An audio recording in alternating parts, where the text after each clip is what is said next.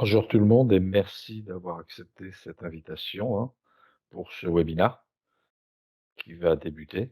Donc nous vous proposons justement ce webinaire sur la thématique de la gestion des jeux de données pour les environnements de test et notamment, maintenir la confidentialité des données de test avec l'anonymisation. Donc, pour que ce webinaire se passe bien, donc ce webinaire va durer 45 minutes. On prend une partie présentation ainsi qu'une session questions-réponses et une démo d'un outil qui répond à cette problématique. N'oubliez pas, de désactiver votre micro et votre caméra afin d'éviter toute interférence.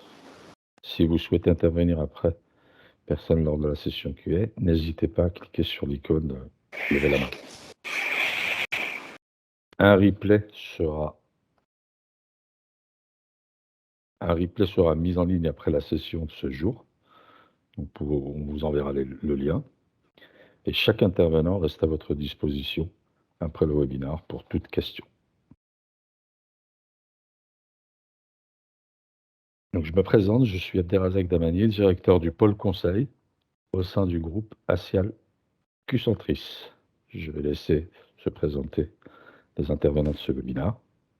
Paul-Olivier Gibert, je suis le fondateur et le dirigeant de Digitalytics, société spécialisée sur le bon usage de la data. Je suis Rémi Sino, donc Sales Solution Architect chez Arcade Software. Donc rapidement à propos d'Acial Qcentris, donc Acial a racheté le groupe Qcentris. À présent, nous sommes représentés dans 7 pays avec 19 agences, 5 centres de services, plus de 600 consultants spécialistes du test, 250 clients et un chiffre d'affaires de 50 millions.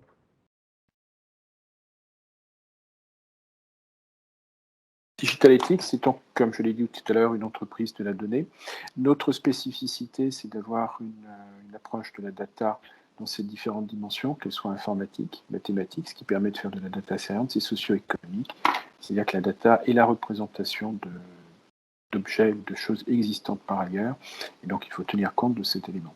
Et puis l'autre point important, c'est que nous travaillons avec l'idée de fournir des métriques de façon à ce qu'on puisse justifier les prises de position. On a 3 domaines d'expertise, l'accompagnement technico-juridique, c'est-à-dire trouver la bonne adéquation entre les mesures techniques et les mesures juridiques, la mesure des risques éthiques, donc ça c'est 2 dimensions qui sont fortement sollicitées aujourd'hui sur l'évaluation de l'anonymisation, et puis une autre sur la valorisation des données, c'est-à-dire quel est l'équivalent monétaire d'un jeu de données.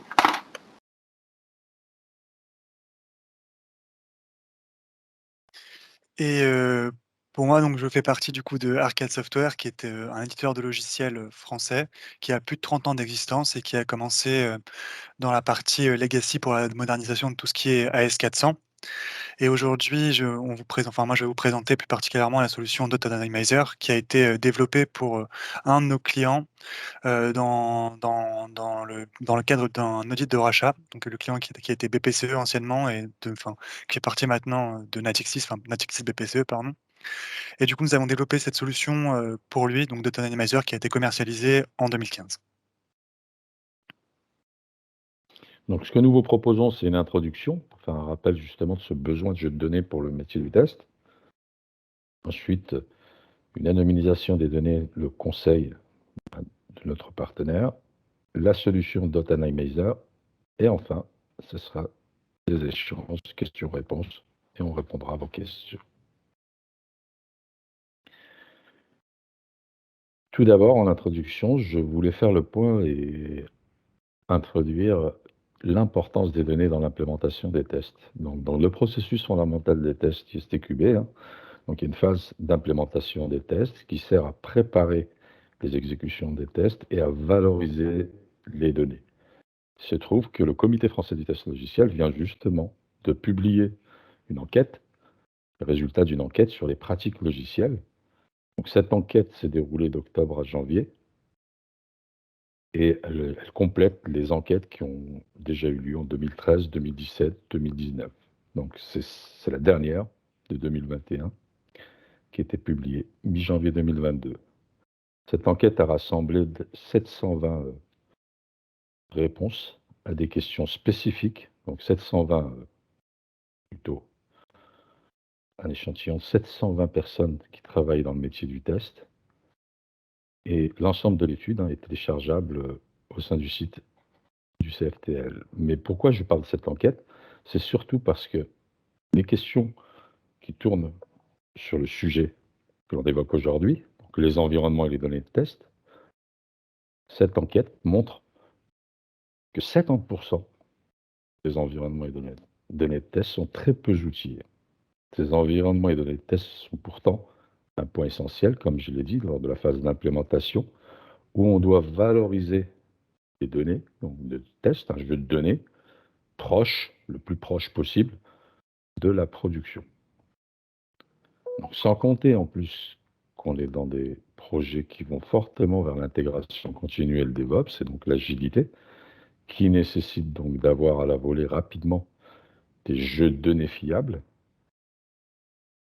Si on n'a pas cette maîtrise de jeux de données, ça pousse ces approches et notamment l'automatisation s'en trouve pénalisée. Donc c'est important donc de disposer rapidement de jeux de données à la volée. Et l'ISTQB, donc le processus de test pour les cycles traditionnels comme Agile ou DevOps, donc le processus de test fondamental au sens ISTQB nécessite de disposer de ces jeux de données fiables, proches de la réalité. Bien que chaque testeur souhaite être au plus près de la production, il faut faire attention car les données doivent être anonymisées. L'utilisation de données réelles authentiques n'est pas conforme à la régulation en place. On en parlera lors de ce webinaire, notamment par rapport au RGPD. Ces jeux de données doivent donc être anonymisés.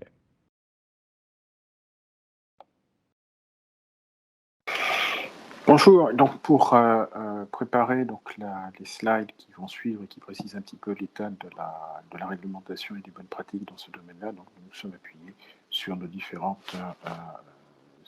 caractéristiques de notre démarche, identifier les principes et engagements respectés, analyser leurs interactions avec les données produites et collectées, puis définition des règles, et ensuite on assurait l'implémentation et on mesurait le respect. Alors, si on va sur le slide suivant, utiliser des données réelles n'est pas une bonne pratique lorsqu'il s'agit de les utiliser pour faire des tests. La première chose, c'est que ça expose, alors qu'il n'est pas nécessaire d'utiliser des données réelles pour faire des tests, à des pertes de données qui sont des data breach, qui sont coûteuses et qui dégradent la confiance client. En premier lieu, suivant une étude faite par IBM Security, le coût moyen par donnée perdue ou volée est de $180 en 2021, ce qui représentait une augmentation de 20% par rapport à 2020. Donc ça coûte à la fois en termes d'image, ça coûte parce qu'il faut réparer la data breach, parce qu'il faut communiquer auprès des personnes, et puis ça coûte aussi parce que ça dégrade l'image en matière de business. On peut prendre deux exemples. Donc Facebook, en avril 2021, a été victime d'une fuite d'informations concernant 553 millions d'utilisateurs qui comportaient des données telles que le nom, les anniversaires, les numéros de téléphone et les adresses email. On ne peut pas dire que ce soit cette data breach qui soit à l'origine de la totalité des problèmes que rencontre Facebook actuellement, mais ça y contribue. On peut également rappeler une autre data breach qui a été célèbre et qui est quelque part arrivée à porter le coût, les stockades à une entreprise, c'est la fuite Yahoo. Là, maintenant, Yahoo n'est plus qu'un nom, alors qu'avant, c'était une très belle entreprise. Autre exemple, avec une entreprise plus classique, T-Mobile, donc un opérateur télécom, qui a été victime d'une compromission d'informations personnelles identifiantes pour 50 millions de clients présents et actuels. Et puis, il y a des choses qui peuvent nuire de manière directe, c'est-à-dire que l'on peut trouver des numéros de carte bleue, enfin des kits de carte bleue complets, qui permettent donc de faire des transactions avec notre carte bleue. Damien Bancal, donc, qui passe beaucoup de temps à repérer ce genre de choses sur le dark web, a repéré donc ce gisement de 1 million avec les 16 chiffres, la date de validité, les noms, les prénoms, les adresses. Donc globalement, on a tout ce qu'il faut pour utiliser la la carte bleue, voire une falsification de l'identité. Donc il y a des enjeux qui sont assez forts autour des pertes de données. Et en plus, c'est quelque chose qui est réglementé. Le RGPD encadre l'utilisation de toutes les données à caractère personnel, y compris celles qui sont utilisées pour des tests logiciels. La CNIL, qui est en France chargée de la mise en œuvre du RGPD, a une préconisation, donc dans son guide, c'est le style qu'elle emploie. Ce qu'il ne faut pas faire, c'est utiliser des données à caractère personnel réel pour des phases de développement de test. Des jeux fictifs doivent être utilisés autant que possible. Donc en fait, c'est franchement décommandé. Le recours aux jeux de données fictifs, on en a beaucoup parlé, mais c'est aussi des choses qui ont des limites. Et donc, il y a le risque d'une sanction pécuniaire. Alors, elles peuvent atteindre 4% du chiffre d'affaires mondial de l'entreprise. Et ce sont des sanctions qui ont une réalité, qui sont pratiquées. Et en décembre 2021, une société dont j'ai tué le nom par pudeur a eu une amende de 180 000 euros pour avoir insuffisamment protégé les données personnelles de ses utilisateurs. 180 000 euros, ça n'apparaît pas très très très cher. Simplement, ce qu'il faut savoir, c'est qu'il s'agissait d'une fintech, donc une société de petite taille. Donc une perte de plusieurs millions ou centaines de milliers de données à caractère personnel exposerait à une sanction significativement plus importante, sachant que le montant total des sanctions prononcées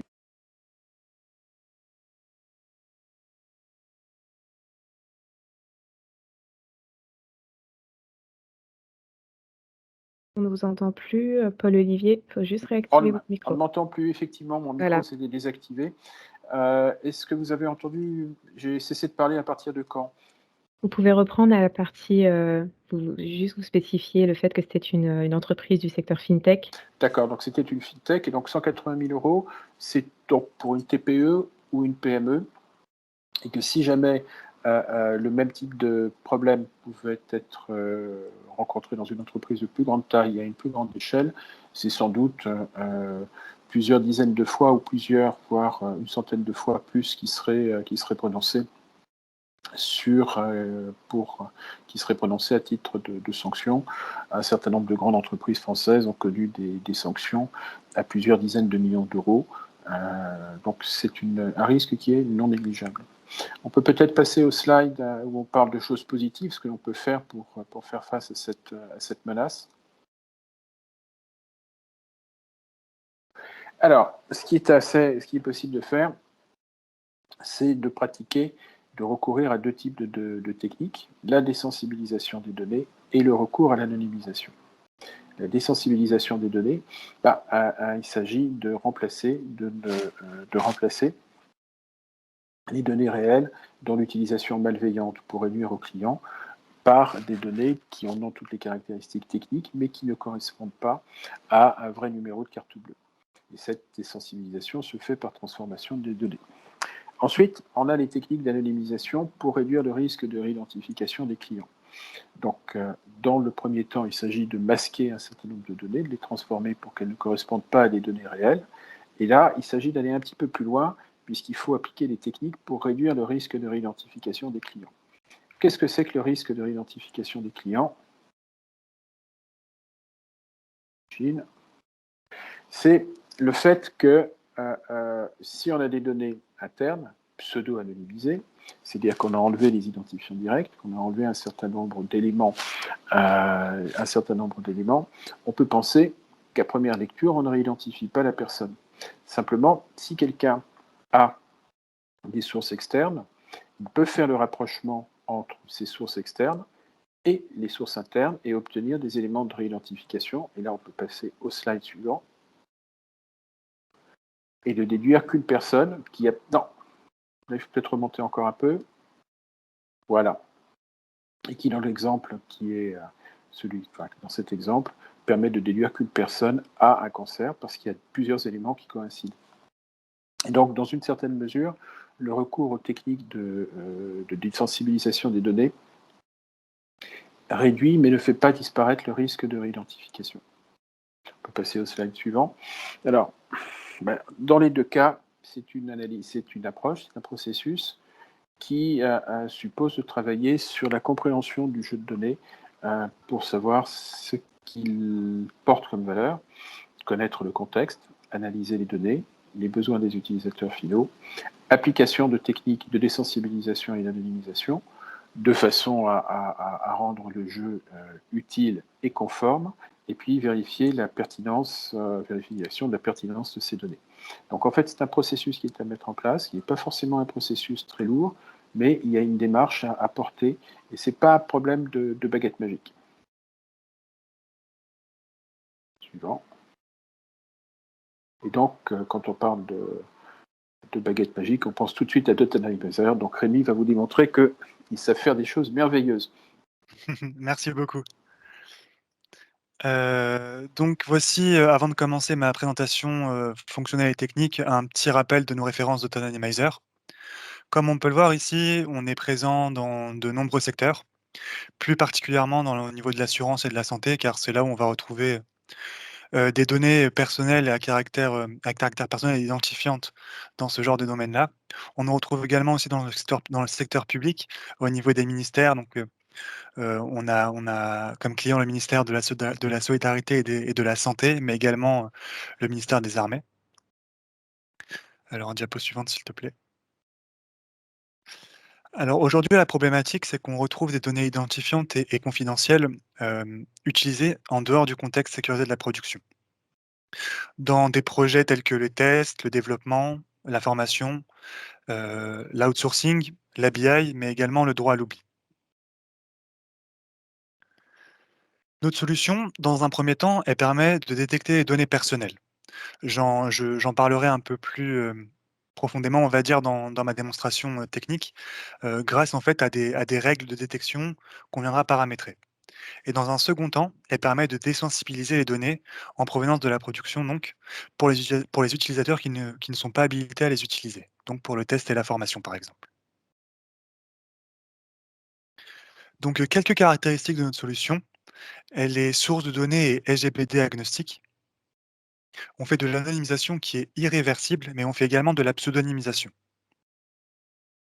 On permet de garder en fait l'exploitabilité de la donnée. J'en parlerai également un peu plus tard. Donc tout ce qui est lisibilité et intégrité référentielle. Et on fournit dans la solution un nombre de moteurs et de règles qui sont extensibles. Pour rappel, ici, la petite différence qu'il y a entre l'anonymisation et la pseudonymisation. Donc, dans un premier temps, l'anonymisation, elle, permet de supprimer tous les caractères identifiants grâce à tout type de mécanisme. Donc, dans un exemple ici, on a un algorithme de transformation qui s'appelle le full random, mais il y en a bien d'autres. Et comme je disais, l'anonymisation est irréversible. En revanche, la pseudonymisation, elle, permet de remplacer les caractères identifiants. C'est un processus qui est réversible via une table de correspondance, comme on peut le voir juste en dessous. Donc, comme exemple, ici, on a Christophe Durand, qui a été anonymisé en Richard Duval. Étant donné qu'il a été anonymisé, un retour aux données originales n'est pas possible. En revanche, pour la pseudonymisation, étant donné qu'on a une table de correspondance, lorsque Christophe Durand sera anonymisé en Jean Dupont, il y aura la possibilité de le dépseudonymiser pour retrouver les données originales.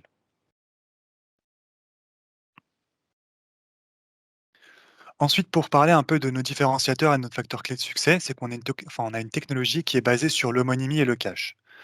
Je m'explique, l'homonymie, c'est lorsque, imaginons, on va anonymiser Jean Dupont en Christian Durand. Euh, En fait, on va remplacer un nom par un nom et un prénom par un prénom. C'est ce qui s'appelle l'homonymie. Et le cache, en fait, c'est ce qui va permettre de respecter cette cohérence au sein même d'une base de données et au travers de toutes les bases de données. Donc, pour gérer une cohérence inter et intra-source de données. C'est-à-dire que, par exemple, lorsqu'on va anonymiser Jean Dupont en Christian Durand, si on retrouve Jean Dupont dans ce mail, on va l'anonymiser également en christiandurand@gmail.com, par exemple. Ensuite, la solution est facile à utiliser, facile à exploiter. C'est-à-dire que c'est surtout du paramétrage que l'on fait dans la solution. Ensuite, l'utilisateur reste dans son secret d'anonymisation. En effet, la solution est installée on-premise chez le client et il a la possibilité de paramétrer ses propres moteurs et de modifier les moteurs qu'on lui fournit.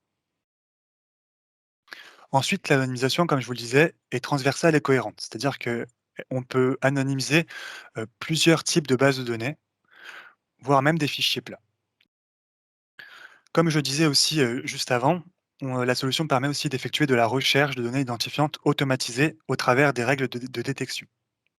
Et pour finir, lorsqu'on anonymise des données, on ne vient pas anonymiser directement la production, mais des copies de production, pour ne pas, du coup, casser, on va dire, les données réelles. Et on peut également anonymiser à la volée, via les API et les services web. Voici un petit schéma fonctionnel de la solution. Donc comme on peut le voir tout en haut de ce schéma, on a les sources de données qu'on vient plugger à notre solution. Dans un premier temps, on a la partie à gauche qui permet de faire de la data discovery et à partir de là, on va pouvoir créer nos projets d'anonymisation. Et à droite, on a la partie anonymisation où là, on viendra paramétrer nos projets avec les moteurs d'anonymisation. Juste en dessous, on voit qu'on a une partie, reporting et statistiques que je pourrais vous montrer également. Donc maintenant, je vais partager mon écran pour passer à la démonstration technique de l'outil. Donc ce que je vais faire, c'est que dans un premier temps, je vais vous présenter, la solution. Donc le studio, là, on viendra paramétrer nos projets, nos moteurs et nos règles. À la suite de cela, je vais vous présenter mes différentes, sources de données que je vais anonymiser et pour finir, on exécutera une anonymisation pour qu'on puisse voir l'avant-après. Donc comme je le disais, nous voici dans le studio d'AutoAnymizer, qui est un studio Eclipse, dans lequel on viendra paramétrer nos projets. Donc pour commencer, je vais vous parler des moteurs. Un moteur, c'est quoi? C'est ce qu'en fait, c'est ce qui va contenir l'algorithme de transformation pour anonymiser la donnée. Pour créer un moteur, c'est simple, on clique sur créer un nouveau moteur, on lui choisit un nom, une description et on vient lui apposer un algorithme de transformation. Alors dans la solution, ici, on en fournit une vingtaine et on a la possibilité aussi de créer nos propres algorithmes de transformation via un langage qui s'appelle le Groovy. Le Groovy, c'est un mélange entre le JavaScript et le Python et c'est vraiment simple, pour développer un algorithme. Je pourrais vous en présenter un. Donc, pour parler de quelques algorithmes de transformation, on a par exemple ici le Directory Engine qui est un algorithme de transformation qui permet d'aller piocher de la donnée dans un annuaire. Donc par exemple, moi dans mon cas, j'ai un annuaire avec des noms et des prénoms, qui sont issus de la base de données de l'INSEE et je vais venir en fait piocher des noms et des prénoms pour aller les remplacer dans ma base de données, cible que je souhaite anonymiser. On a également le Full Random Engine ici qui permet de générer de la donnée, que ça soit de type numérique, alphanumérique et également via, une expression régulière. Vous avez également d'autres moteurs comme le Noise Engine qui permet de rajouter du bruit statistique sur la donnée. Donc voilà pour la présentation de quelques moteurs. Je vais ici faire le focus sur un moteur que j'utilise dans mon projet. Donc comme je disais, qui est un Directory Engine et là, c'est un moteur qui va me permettre d'anonymiser des prénoms. Comme je disais, on vient ici se connecter à un annuaire qu'on a créé ou qu'on a téléchargé. On vient choisir le schéma, la table et la colonne dans laquelle on souhaite aller piocher la donnée pour aller la remplacer dans la base cible. J'avais parlé ici de cache. Le cache, en fait, c'est ce qui va permettre de garder cette cohérence, après anonymisation entre mes différentes bases de données et entre mes différentes tables d'une même base de données. Donc il existe plusieurs types de cache. Vous avez le cache perpétuel, vous avez le cache d'exécution. La différence entre les 2, c'est que le cache d'exécution, après l'exécution d'un projet, il va être automatiquement purgé. Et pour finir, ici, vous avez le cache, pour sauvegarder la valeur d'origine et dans ce cas-là, c'est pour faire de la pseudonymisation. Ensuite, je vais venir vous parler donc des règles. Les règles, c'est ce qui va me permettre de faire de la détection. Donc pour vous montrer un exemple de règle que j'ai créée, donc c'est pareil, c'est une règle qui va me permettre de détecter des prénoms. Comment ça marche une règle? C'est paramétrable en fait via 4 mécanismes de détection. Vous avez le premier qui se fait sur les noms des colonnes, les métadatas. Donc ici, en renseignant une expression régulière, comme ceci. Vous pouvez également faire de la détection directement sur vos données. Donc ça fonctionne à peu près de la même façon. Vous devez renseigner une expression régulière, le nombre de données que vous souhaitez contrôler, ainsi que le pourcentage de match entre votre expression régulière et vos données. Ensuite, vous avez la partie détection via des annuaires. Ça fonctionne comme le moteur ici, on vient renseigner une connexion, un schéma, une table et une colonne. Et cette règle-là va me permettre en fait de faire de la détection via l'annuaire. Et pour finir, vous avez la possibilité de faire de la détection via des scripts Groovy également.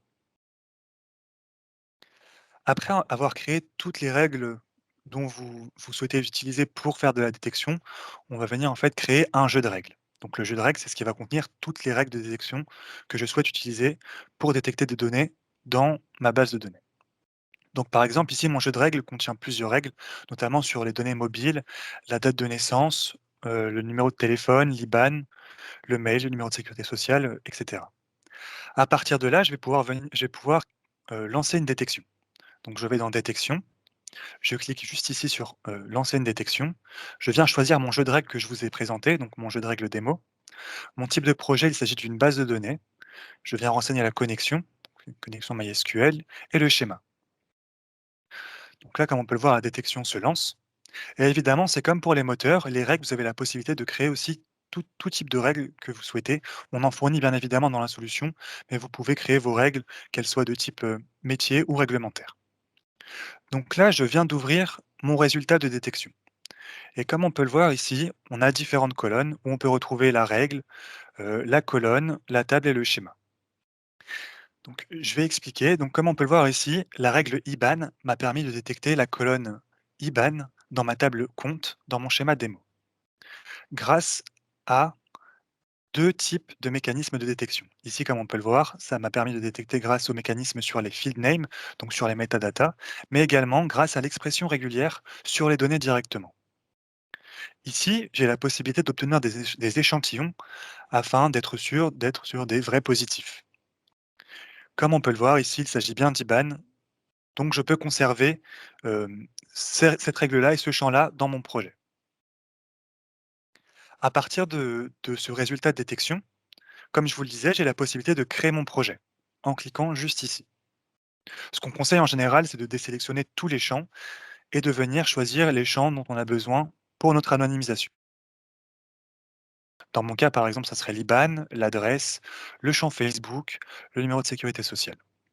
Alors, je ne vais pas venir créer mon projet car j'ai déjà deux projets qui sont créés et je vais vous les présenter. Alors, comme on peut le voir à l'écran, j'ai un projet MySQL qui contient trois tables, la table client, la table adresse et la table compte. Et j'ai un deuxième projet qui est un projet PostgreSQL avec une seule table, la table client.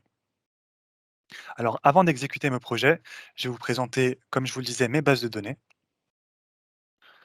Donc, j'ai une base de données MySQL qui contient la table client, adresse et compte. Et dans cette base de données-là, comme on peut le voir, j'ai des données assez classiques. J'ai du nom, du prénom, du prénom, du nom, pardon, du mail, un genre, une date de naissance, un numéro de sécurité sociale, etc. Et avant anonymisation, on peut voir déjà qu'il y a une cohérence intra-base de données. C'est-à-dire qu'on va retrouver le nom et le prénom de la personne dans le mail. Ou encore, dans le numéro de sécurité sociale, on va retrouver le genre en premier digit, le 2 ici, l'année de naissance, 91, et le mois de naissance, 09. Ensuite, dans ma table adresse, j'ai de l'adresse assez classique, donc une adresse, un code postal et une ville. Dans la table compte, donc on peut retrouver un IBAN, un code banque, un code bureau et un numéro de compte. Ici également, on pourra retrouver cette cohérence et cette décomposition de l'IBAN avec le code banque, donc 12312 qu'on retrouvera dans l'IBAN ici, 12312. Également le code bureau, 37 530, 37 530. Et pour finir, le numéro de compte, 1549, 1549. Et pour finir, j'ai une base de données PostgreSQL où je vais retrouver du coup cette cohérence, cette fois-ci interbase de données avec Chirel Dimpre, donc le même prénom et le même nom qu'on retrouvait ici dans ma table client. Son mail, donc cette fois-ci avec cette cohérence intra et interbase de données, son adresse, et en plus de ça, on a un champ commentaire que je vais venir ouvrir, dans lequel on va retrouver le prénom de la personne, donc Chirel, son prénom et son nom, ainsi que son adresse. Donc voilà pour la présentation de mes deux bases de données. Alors ce que je vais faire, c'est que je vais ouvrir en deux fois mon gestionnaire de base de données, afin qu'on puisse voir après anonymisation l'avant-après. Donc je me place bien juste ici. Donc avant anonymisation, je vais vous montrer en rafraîchissant pardon, mes bases de données, rien ne bouge car je n'ai fait aucune action pour le moment. Donc je vais me replacer dans l'outil et avant d'exécuter le projet, ce que j'aimerais vous montrer, c'est que mes deux projets ici, comme on peut le voir, sont liés. C'est-à-dire que lorsque je vais exécuter mon projet MySQL, mon projet PostgreSQL va s'exécuter automatiquement à la suite. Ça va me permettre en fait d'avoir une anonymisation qui est cohérente entre ces deux bases de données. Pour exécuter les projets, c'est assez simple, on se met sur le projet, on fait un clic droit et on exécute. Alors, il y a différentes façons d'exécuter les projets. Ça, c'est l'une d'elles. On peut également exécuter les projets via le CLI, donc le Command Line Interface. C'est pour des process d'automatisation. Et on peut également exécuter les projets via l'interface React que je vais vous présenter après les résultats d'anonymisation. Donc là, comme on peut le voir, on est bien le 3 février 2022, 14h33, et mes projets ont bien été exécutés. Ce que je vais faire, c'est que je vais réouvrir mes gestionnaires de base de données et je vais laisser les données originales à gauche et venir rafraîchir à droite. Donc si je rafraîchis à droite, on peut voir que Shirel Dimpre a été anonymisé en Elzia Poulblo. Son mail a également été anonymisé et on va retrouver cette cohérence après anonymisation. C'est-à-dire qu'on va retrouver le prénom et le nom anonymisés de la personne. Donc Elzia Poulbo. Si je me décale un peu ici, on peut voir que le genre n'a pas été changé pour ce champ-là. Donc dans le numéro de sécurité sociale, on retrouvera toujours le 2 en premier digit. En revanche, ici, la date de naissance a été anonymisée. On va retrouver une nouvelle date de naissance, donc le 9 novembre 1968, qu'on va retrouver également dans le numéro de sécurité sociale. Donc, cette cohérence intra-base de données, avec 68 ici et 11. Donc si je me décale encore un peu, on peut voir que les numéros de téléphone et mobile ont bien été anonymisés. Avant, on avait 0771, maintenant on a plus 33 337. Ensuite, pour le Twitter et pour le Facebook, ça a également été anonymisé. Donc, on va retrouver ici Elzia, donc son prénom, avec son année de naissance ici. Et dans le Facebook, on va retrouver son prénom et son nom anonymisé. On a également décidé d'anonymiser le numéro de carte bleue, comme vous pouvez le voir. Ensuite, si je vais dans ma table adresse, toujours dans ma base de données MySQL, et que je rafraîchis ici, 72 route de Noyer a été anonymisé en 223 voie Pierre Curie. Avant, nous étions dans le 34 430 à Saint-Jean-de-Védas et nous sommes maintenant à Bonvilliers dans le 60 120. Ensuite, si je viens ici rafraîchir ma table compte, toujours à droite, on peut voir que si je rafraîchis, l'IBAN a bien été anonymisé. Donc, si je développe un peu plus ici, le code banque n'a pas été anonymisé, donc c'est un choix. J'ai décidé de ne pas l'anonymiser dans mon projet, mais on peut voir que le code banque, par exemple, a bien été anonymisé. Donc 37 530 est devenu 27 552. Qu'on va bien évidemment retrouver dans la décomposition de l'IBAN. Juste ici, 27 552. Idem pour le numéro de compte. Et oui, pour le numéro de compte, tout à fait. Avant, nous avions 1549 et maintenant, nous avons 6860 qu'on retrouvera également dans l'IBAN. 6860. J'aimerais appuyer sur un point ici, c'est que le client numéro 1, avant anonymisation, possédait 3 comptes. Bien évidemment, après anonymisation, le client numéro 1 possède toujours ces 3 comptes. Donc ici, on viendra respecter les contraintes d'intégrité. Si je vais maintenant me placer dans ma base de données PostgreSQL et que je viens rafraîchir toujours à droite, Shirel Dimpre est toujours anonymisé de la même manière grâce au cache pour respecter cette cohérence, cette fois-ci interbase de données, en Elzia Poulbo. On retrouvera également son mail, donc elziapoulbo@free.fr, avec sa nouvelle adresse, avant qui était 246 Château-Vieux à Hermès, qui est devenu maintenant 33 rue André Chabenet à Montarlot-les-Riaux dans le 70 190. Si je viens maintenant ouvrir le champ commentaire, je remonte juste un peu, voilà, comme ceci. On va retrouver du coup le prénom de la personne, donc Elsa, qui a bien été anonymisée, son prénom et son nom, ainsi que sa nouvelle adresse, 33 rue André Chabenet. Donc voilà pour la partie anonymisation. Maintenant, ce que j'aimerais vous présenter, comme je vous le disais, c'était la partie interface React. Donc, il y a un dashboard dans lequel on va retrouver des statistiques. Donc, pour s'y connecter, je viens ici renseigner la connexion à mon serveur d'anonymisation, comme ceci, mon nom d'utilisateur ainsi que mon mot de passe. Et on se retrouve du coup sur l'interface React de .anonymizer, dans laquelle, comme je vous le disais, on a la possibilité de venir exécuter nos projets. On a la possibilité de voir les exécutions de nos projets ainsi que les logs. Par exemple, si je clique juste ici, j'ai la possibilité de voir quels champs ont été anonymisés, le nombre de données qui ont été anonymisées par champ, ainsi que des logs d'exécution. Donc la personne qui a exécuté le projet, donc admin, ainsi que d'autres logs. Ensuite, on a la partie détection qu'on pourra retrouver également. Si je l'ouvre, on aura les détails de la détection, comme dans le studio avec la règle qui a permis de détecter tel champ dans telle table, dans tel schéma. Et pour finir, on a un rapport d'exécution dans lequel, si je viens ouvrir le rapport d'exécution de ma démo MySQL, comme ceci, on va retrouver le nombre de champs qui ont été anonymisés, le nombre de colonnes, le nombre de tables et le ratio colonnes par seconde. Avec ici un graphique de la durée de la session et le nombre de champs qui ont été anonymisés.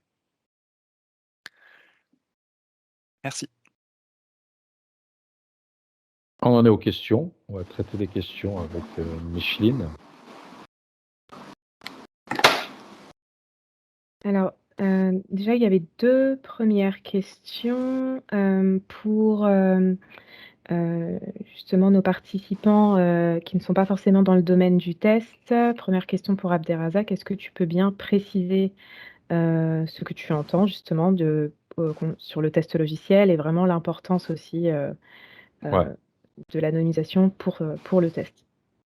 Donc, au début du webinaire, j'ai précisé qu'au niveau processus ISTQB, processus de test, la notion de jeu de données donc, est nécessaire, et notamment lors de la phase d'implémentation, en termes de valorisation des données, pour pouvoir exécuter nos cas de test. Il y a une phase d'analyse en amont, au niveau du processus. On doit décrire nos cas de test. On va exprimer notre expression de besoin de jeu de données pour exécuter ce cas de test au moment de l'analyse. Mais à la phase de l'implémentation, où on planifie les campagnes d'exécution, où on planifie les exécutions, que ce soit manuel ou automatique, cette expression finalement besoin de jeu de données doit être valorisée avec des données de l'environnement de test. Et l'objectif justement de ce webinaire, c'est ce que j'explique en amont, c'est comment on peut faire pour avoir des données proches de la prod, hein, parce que le testeur il veut vraiment être avec des données proches de la prod. Il faut savoir que les données, par exemple si on parle d'une assurance, d'un contrat, un contrat il vit pendant la durée du temps. Donc, le contrat il peut être modifié, il peut être reconduit, on peut changer les modalités de ce contrat. Et donc avoir des données qui ont vieilli, qui ont vécu historiquement, ben, c'est des données proches de la prod qui permettront peut-être de trouver des anomalies. Alors que des données que l'on crée from scratch, on peut aussi avoir des méthodes où on va aller automatiser la création de données. C'est des données qu'on crée dans la base de test, donc dans l'environnement de test. Ben, ces données, on n'a pas les moyens de les faire vieillir. Idéalement, c'est de pouvoir avoir des données proches de la prod. Et c'est pour ça qu'on a proposé ce webinaire pour vous proposer des solutions qui permettent d'avoir des données proches de la prod, mais en respectant les contraintes. On les a vues, les contraintes, hein, que ce soit des pénalités au niveau du RGPD ou autre. On ne doit pas utiliser des données non anonymisées, si c'est des données réelles. Voilà pour faire un rappel sur le test. Est-ce que ça répond à la question?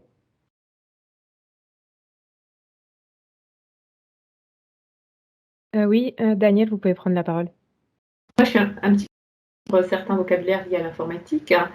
Est-ce à dire que une fois que vous avez pseudonymisé ou anonymisé les données, vous n'avez pas possibilité de les faire vieillir ou de prendre en compte leur vieillissement et le fait qu'elles puissent évoluer? C'est peut-être une question un peu parallèle, mais naïve, mais Non, non, non, non. Ce que j'ai expliqué, ce que j'ai dit, c'est que si on part de données réelles qu'on anonymise, bah, ils sont vieillis. Alors, on va prendre des tout à données de fait. contrats existants. Donc, il n'y a pas cette contrainte. C'est pour ça qu'on propose cette solution .anonyme. C'est pour ça qu'on propose cette solution. Parce que vous allez avoir des données réelles, finalement, proches de la prod, qui ont vieilli, mais qui sont anonymisées et que vous pouvez utiliser pour votre jeu de données de test.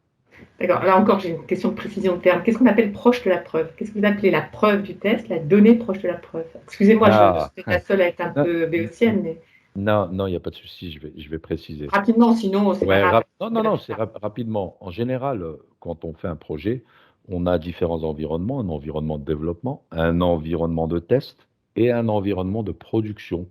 C'est l'environnement qui est vraiment l'environnement réel en production. Donc, quand on construit ces environnements, au début, on va avoir des données réelles, donc des données proches de la prod, qui permettront peut-être de trouver des anomalies. Alors que des données non anonymisées, ça ne va pas Bah, si on construit un environnement de dev, il est vide. Donc on va créer des données et on va utiliser ces données pour faire nos tests, unitaires notamment. Et puis on va avoir un environnement de test que l'on prépare pour pouvoir exécuter nos tests. Idéalement, cet environnement de test, bah, on peut créer des données from scratch, mais on ne va pas couvrir les données qui ont vieilli, des données qui sont proches de la prod. Donc l'une des solutions, c'est ce qu'on propose, c'est de reprendre des données que l'on va de la production, des données réelles, et on va utiliser tout ce qui a été expliqué donc par Rémi, de l'anonymisation de ces données, et du coup, on va avoir des nouvelles données dans notre environnement de test proche de la production. Vous avez compris? Oui, oui, j'ai compris. Excusez-moi, j'ai certainement manqué les 2 minutes d'introduction où vous avez Non, précisé pas de super. souci, Merci pas de beaucoup. souci. Une autre question, de Philippe. La détection, est-elle obligatoire avant chaque anonymisation? Alors, non, si vous savez où se trouvent vos données à anonymiser, vous pouvez directement passer par la phase création de projet, création de moteur pour anonymiser vos données. Alors, en pratique, c'est quand même quelque chose qu'il faut un tout petit peu nuancer, parce qu'on peut être embêté par des... dans ta présentation, tu faisais référence à une zone, je ne sais plus comment tu l'avais appelée, commentaire, c'est ça? Une zone un petit peu libre-service, et dans lesquelles on peut retrouver des données à caractère personnel. Donc, c'est pas mal de lancer ces outils qui permettent de vérifier qu'on n'en a pas, qui sont au fond d'un tiroir, quoi. Je continue avec la question de Hermine. Comment s'assurer que les données sont réellement anonymisées? Le cache ne va-t-il pas à l'encontre de la non-corrélation nécessaire? Vas-y, Rémi, puis je apporterai peut-être un complément. D'accord, bah, moi je vais plus parler, du cache. Donc en gros le cache, si vous voulez, c'est une base, H2 qui se trouve dans votre serveur d'anonymisation. Donc déjà cette base-là, elle est chiffrée et salée. Donc potentiellement, personne pourrait y avoir accès si quelqu'un vous vole vos données, H2, donc de votre environnement de cache, ils seront illisibles. Et dans un second temps, en fait, le cache, il permet, comme je le disais, d'assurer cette cohérence, inter et intra-base de données, mais également, de pouvoir, faire de la pseudonymisation. Donc pour retrouver les données originales si vous en avez besoin. Alors, pour la deuxième partie, sur comment s'assurer que la base est véritablement bien anonymisée. Alors, il y a un certain nombre de choses qui peuvent être calculées, permettant de s'assurer que la base correspond bien aux exigences posées par l'interprétation du RGPD de la CNIL, c'est-à-dire qu'on ne puisse pas individualiser une personne, ni récupérer de l'information sur celle-ci. Et donc, il y a un certain nombre de métriques qui peuvent être utilisées pour être en mesure de vérifier qu'un jeu de données répond bien à cette exigence d'anonymisation.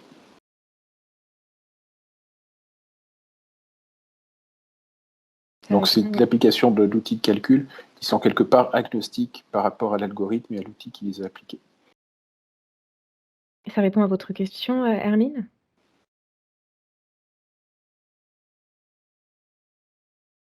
Je vous laisse prendre la parole. Oui, merci beaucoup pour votre réponse. Je voulais juste revenir sur la notion de cache. Vous avez dit que dans un second temps, elle permet d'assurer la cohérence et le fait de pseudonymiser. Du coup, avec le cache, on n'est toujours pas dans de l'anonymisation? Si, on sera toujours dans l'anonymisation qui sera irréversible jusqu'au moment où vous venez en fait cocher la partie sauvegarder la valeur d'origine pour faire de la pseudonymisation. Mais sinon, le cache sera vraiment uniquement pour gérer la cohérence qu'il y aura entre vos différentes tables d'une même base de données et entre les différentes, bases de données que vous pouvez avoir. D'accord, merci beaucoup. Pas de problème. Je continue avec Farah. Comment s'assurer d'avoir une couverture de data assez large pour être plus proche des données de production? Je lirai la deuxième partie, après. Donc déjà pour cette question, comment s'assurer d'avoir une couverture de data assez large pour être plus proche des données de production? Si vous voulez, je peux y répondre. Ce qu'on conseille en général, nous, à nos clients, du coup, c'est de faire une copie de la production et de venir anonymiser cette copie de production. On propose également un autre outil qui permet de faire de l'échantillonnage du coup de la production. Ça permettrait d'avoir des jeux de test plus réduits, mais complets et cohérents. Dans ce cas-là, on prend un petit peu le risque de ne pas pouvoir tester certains cas extrêmes liés à des valeurs ou à des éléments liés à la distribution de la base de données, des jeux de données. Alors, c'était pas exactement là-dessus que je posais ma question, c'était Pardon. notamment par rapport, j'étais en train de regarder là sur l'anonymisation des dates de naissance. Par exemple, comment s'assurer d'avoir des âges qui vont de 0 à 100 ans pour permettre de couvrir, d'être au plus proche, en tout cas, des données de production et d'avoir des cas de test qui permettent de couvrir ces différents use cases. Alors tout ça, c'est paramétrable dans la solution. Moi, dans mon cas, j'ai utilisé un algorithme Groovy qui me permettrait en fait de générer des dates aléatoires, comme vous le disiez, entre un certain âge, donc allant au maximum jusqu'à 100 ans.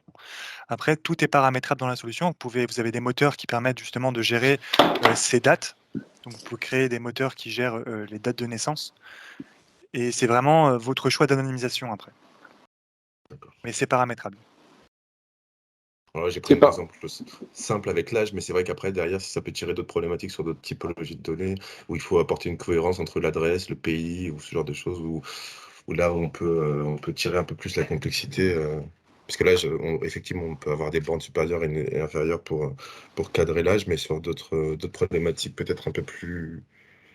C'est toute la problématique de l'anonymisation et de la désensibilisation, c'est-à-dire qu'il faut bien connaître le dataset sur lequel vont être appliqués ces outils et la finalité non pas du traitement d'anonymisation, mais de l'utilisation des données anonymisées. C'est-à-dire que pour prendre deux exemples extrêmes, des tests où on veut s'assurer qu'on a bien des valeurs qui sont à 99 ou au-dessus de 100 pour l'âge, ne sera pas la même que si on veut pouvoir faire une analyse statistique à partir de ce jeu de données. Donc en fait, il y a une phase d'analyse et de compréhension du jeu de données pour appliquer les méthodologies d'anonymisation qui soient pertinentes de façon à ce que vous puissiez tester les situations qui vous intéressent. D'accord. Et autre question que j'ai notée, donc dans la démonstration, les adresses sont standardisées. Vous donniez l'exemple du numéro de voie, type de voie, libellé de voie. Or, dans la réalité, on retrouve une plus grande diversité d'adresses lieu-dit ou parfois pas de numéro. Comment gérer ces cas particuliers? Alors, dans ce cas-là, en fait, si vous voulez, moi, j'ai regroupé ça dans ma démo. Enfin, l'adresse, j'avais mis directement, comme vous le disiez, le numéro de voie, donc le numéro de voie, le type de voie et le libellé de voie. Si ça en fait, on peut le gérer comme on veut. Si jamais c'était décomposé en différentes, colonnes, on aurait très bien pu les anonymiser séparément. C'était juste un choix, en fait, dans ma démonstration de les laisser comme ça. C'était pas la question, c'était plutôt, on peut avoir il y a des vraies adresses qui sont des lieux-dits, sans numéro, sans type de voie. Mmh. Comment vous apportez cette diversité en termes d'adresses, typiquement? Alors, ça dépend de comment vous souhaitez anonymiser. Est-ce que vous avez un exemple à me donner, par exemple, vous me disiez qu'il n'y avait pas de numéro pour certains types de voix? Tout à fait, il y a des gens, Oui. enfin, j'ai des adresses en production, Mmh. c'est juste le nom d'un lieu-dit uniquement, et il y a pas plus d'informations que ça. OK. Et vous, qu'est-ce qui vous intéresserait, enfin, dans l'anonymisation de ces données-là? C'est-à-dire, vous voulez garder la même, La le même même libellé de voix? cohérence, oui, La même la même cohérence, ouais. cohérence pour que derrière, que notre cas de test, puisse s'assurer que pour ces clients-là, on se retrouve pas en production sur des cas limites. D'accord. Bah, c'est encore une fois un choix. Vous avez la possibilité, si vous voulez, après anonymisation, d'anonymiser les valeurs, les champs vides. Donc imaginons là, dans le cas dont on évoquait, on avait juste le libellé de voix. On a la possibilité, après anonymisation, de garder par exemple le libellé de voix et de rajouter un type de voix et un numéro de voix, ou de le laisser tel quel et de changer uniquement le libellé de voix. C'est vraiment après un choix au niveau du paramétrage de la solution pour votre anonymisation.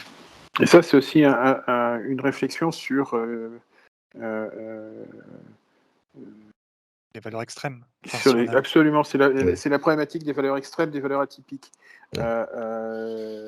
Et donc là, il faut passer un petit peu de temps pour essayer de comprendre pourquoi vous avez simplement un lieu-dit parce que la commune est petite et il y a 3 hameaux et à 4 maisons chacune, il n'y a pas de notion de voie dans cette ville, contrairement à Paris ou à d'autres grands d'autres bonnes raisons. Est-ce que c'est parce que vous avez un problème parce qu'il y a un souci sur la qualité du renseignement des adresses? Donc c'est ces éléments un petit peu de connaissance et d'analyse qui sont pertinents. C'est-à-dire que si l'adresse est très imprécise, elle est potentiellement en elle-même peu réidentifiante. Alors, ce sont des adresses valides, au sens Oui, La non, mais Poste. oui. Ouais, valide. Oui. Enfin, qui ne sont pas rejetés par la Poste comme invalide. Tout à fait. Ouais. Exactement. Donc ça fait partie des problématiques un petit peu des cas extrêmes, comme le disait Rémi.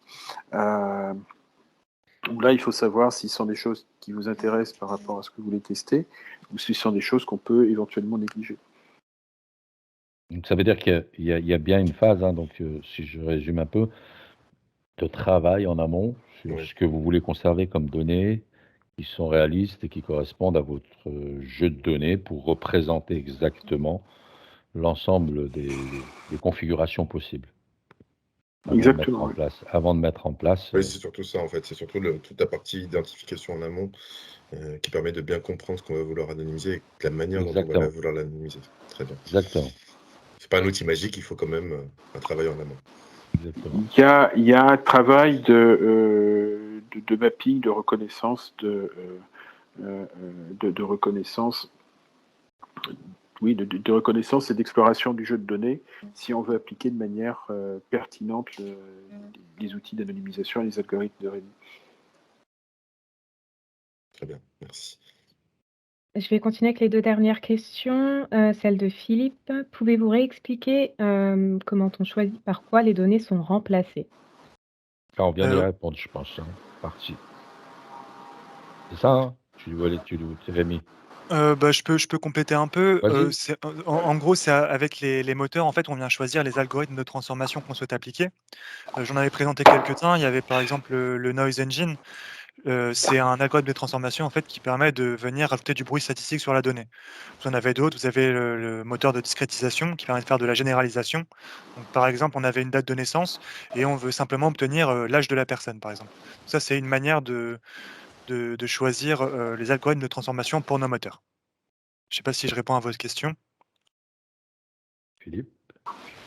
Pas forcément tout à fait, au niveau des noms, enfin, moi j'ai déjà vu des systèmes d'anonymisation en fait qui généraient des noms, totalement incompréhensibles en fait. Ah! Ouais. Ça Avec, s'appelle du scrambling. des enchaînements de consonnes, par exemple. Donc, au niveau des noms, là, vous aviez, enfin dans les ans tout à l'heure, on a Elsa qui, voilà, c'est très bien, c'est des noms, qui pourraient être vraiment des noms de la réalité. Comment vous faites pour avoir ça? D'accord. Alors, dans mon cas, moi, j'ai utilisé un moteur donc qui est le Directory Engine et qui me permet en fait d'aller piocher des données dans un annuaire. Et donc, c'est un annuaire qui est issu de l'INSEE. Donc, j'ai téléchargé je sais plus, je crois que c'était un CSV que j'ai téléchargé.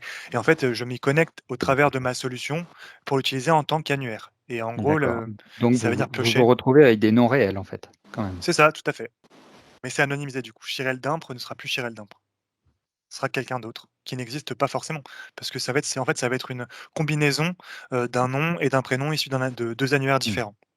Il reste la probabilité de retomber sur le même enregistrement quand même,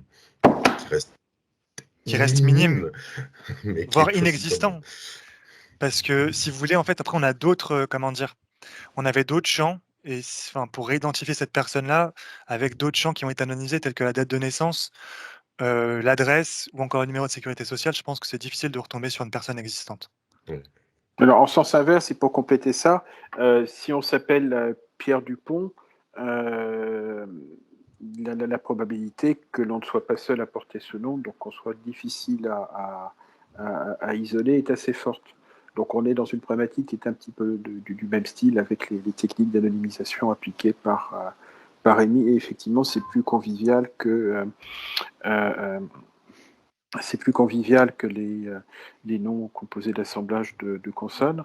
Et puis, si on veut regarder l'identification précise, quand vous faites un acte notarié, quand vous êtes amené à déposer en justice, vous êtes identifié par votre nom, tous les prénoms, la date, le lieu de naissance et l'identité des parents. Et là, on peut avoir des cas d'homonymie, on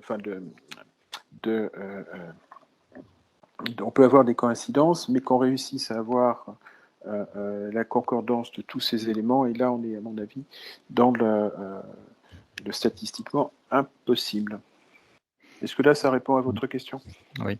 J'ai une question complémentaire, enfin, c'est sur le même sujet, hein, mais sur les champs de type IBAN ou numéro de carte bancaire, il y a des normes qui doivent permettre de faire des contrôles. Enfin, les applications font des contrôles sur la normalisation de ces champs. Comment vous faites du coup pour choisir les enregistrements que vous prenez en compte pour le remplacement? Vous remplacez un IBAN par un autre IBAN. L'autre IBAN, vous allez le prendre où pour qu'il respecte la norme et qu'il passe les contrôles de l'application? On va respecter en fait déjà la taille de l'IBAN, donc la manière dont il va être régénéré, on va dire. Et ensuite, pour la partie où vous me disiez que, faut que ça matche avec du coup vos applications, c'est ça, si je dis pas de bêtises? Bah, les applications font des contrôles en fait sur la normalisation de certains champs, et notamment IBAN, numéro de carte bancaire avec sa date de validité, etc. D'accord. Là, étant donné qu'on va gérer des faux IBAN, je pense pas que ça va être ça va matcher avec vos applications. Ouais. Ok. Enfin, parce qu'en fait, il y a aussi un autre travail qui consiste à générer des numéros respectant de manière aléatoire, respectant les standards de l'IBAN. C'est ce qui permet aussi d'obtenir des numéros qui ne sont pas... en gros, on a un client avec son numéro de compte en IBAN. On peut intervenir sur le compte IBAN pour se remplacer par un autre IBAN, par un autre numéro respectant les normes IBAN. D'accord. C'est bien ça, Rémi? Tout à fait. Donc, en fait, on peut, dans les techniques qui sont appliquées, respecter la structure ou la cohérence des numéros. Et donc là aussi, c'est l'algorithme qui le fait. C'est Alors, un algorithme qui le fait. C'est un algorithme qui le fait, sauf qu'on a quand même intérêt à savoir comment il marche et comment il intervient et à quoi et comment il fonctionne pour avoir une petite idée de maîtrise du résultat. Et globalement, il y a des outils qui permettent de faire ce type de transformation. D'accord. Bon, en tout cas, merci beaucoup. Écoutez, merci pour votre attention. Merci à tous. Et Merci. Donc vous recevrez un petit mail avec l'accès au replay pour revoir si vous avez des points que vous souhaitez voir en détail et également les coordonnées des différents intervenants. Vous avez une autre question qui vous vient en tête, n'hésitez pas. Même en amont, avant la réception de l'email, n'hésitez pas à m'envoyer la question et puis je transmettrai le message pour que vous ayez une réponse rapide. Merci à tous. Merci beaucoup pour votre attention. Au revoir.